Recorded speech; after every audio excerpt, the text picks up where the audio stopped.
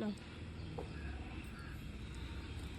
তো গাইস দেখো, এটা হচ্ছে আমাদের গাছের আম। এই যে আম গাছটা, এই যে এদিকে এই গাছের আম। তোমরা দেখে এটা কেউ বুঝতেই পারবে না।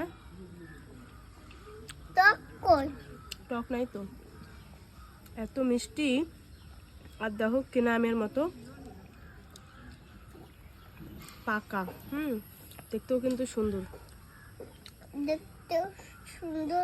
মিষ্টি, পোকা নেই, হালকা একটু টক টক, কিন্তু লবণ দিয়ে খাচ্ছি, হেব্বি লাগছে। শোনা বলো, একটু খা।